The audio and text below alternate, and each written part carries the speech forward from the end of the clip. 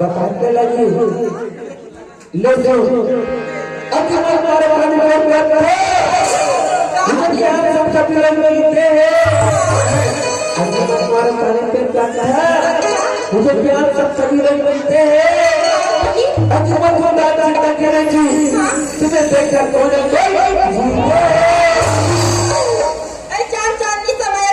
सितारा की क्या हो रही है? चार समय करी का सितारा की क्या हो रही है? मैं बूढ़ा समय करूँ तो चमक फुआरा की क्या हो रही है? मोरी होती गुलाबी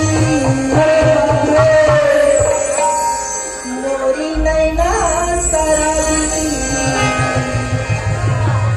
मोला कैसी